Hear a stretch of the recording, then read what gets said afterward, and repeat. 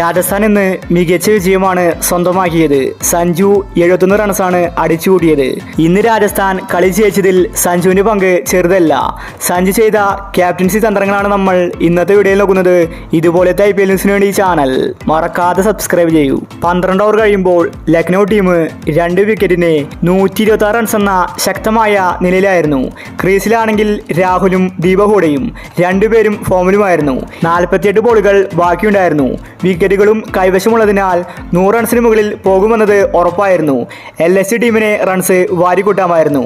പക്ഷേ അവർ 70 റൺസ് മാത്രമേ എടുത്തിട്ടുണ്ടായിരുന്നുള്ളൂ. ഇതിന് കാരണം സഞ്ജുവാണ്. അവസാനത്തെ 5 ഓവറിൽ റോയൽസ് വഴങ്ങിയത് 46 റൺസ് മാത്രമാണ്. 2 വിക്കറ്റുകളും സ്വന്തമാക്കി. LSG ടീം 126 റൺസ് നിൽക്കുമ്പോഴാണ് സഞ്ജു ബൗളിംഗിൽ ചേഞ്ച് കൊണ്ടുവന്നത്.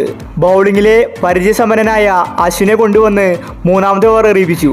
ഇത് കളിയിലെ ടേണിംഗ് പോയിന്റ് ആയിരുന്നു. 13ാം ഓവറിലെ ആദ്യ ബോളിൽ തന്നെ ഹൂഡെ അശ്വിൻ പുറത്താക്കി. ഇതോടുകൂടി ലക്നൗ ടീമിന്റെ സ്കോർ കുറഞ്ഞു. അടുത്ത ഓവറിൽ ചഹലിനെ കൊണ്ടുവന്ന് റൺസ് കുറച്ചു. 6 റൺസാണ് ചഹൽ വഴങ്ങിയത്. 15ാം ഓവറിൽ ആവേശ് ഖാനെ തിരിച്ചു വിളിച്ചു. ശേഷം ആവേശ് ഖാൻ 9 റൺസ് മാത്രമേ വിട്ടുകൊടുത്തിട്ടുണ്ടായിരുന്നുള്ളൂ.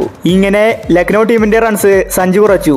അതുമാത്രമല്ല, തന്റെ തുറുപ്പുചീട്ടായ സന്ദീപ് ശർമ്മയെ 16ാം ഓവർ എറിയാൻ സഞ്ജു വിളിച്ചു. ആദ്യ ബോളിൽ തന്നെ നിക്കോളാസ് പൂരനെ സന്ദീപ് ശർമ്മ പുറത്താക്കി.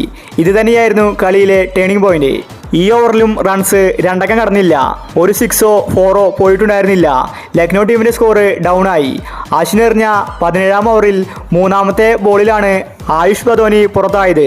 അശ്വിനെ കൊണ്ടുവന്ന് അടുത്തൊരു താരത്തെയും രാജസ്ഥാൻ ടീം പുറത്താക്കി. 18ാം ഓവറിൽ ആവേശ് ഖാനെ കൊണ്ടുവന്ന് രാഹുലിനെയും പുറത്താക്കി. ഇതോടുകൂടി ലക്നൗ ടീം ഡൗൺ ആയി. 240 റൺസ് ലക്നൗ ടീമിന് വേണമെങ്കിൽ എടുക്കാമായിരുന്നു. ഈ ടീമിനെയാണ് സഞ്ജു 196 റൺസിൽ തളച്ചത്. സഞ്ജുവിന്റെ ക്യാപ്റ്റൻസി തന്ത്രമാണ് രാജസ്ഥാൻ ടീമിനെ ഇന്ന് കളി ജയിപ്പിച്ചത്. അപ്പോൾ ഇതുപോലത്തെ IPL ന്യൂസിന് വേണ്ടി ചാനൽ മറക്കാതെ സബ്സ്ക്രൈബ് ചെയ്യൂ.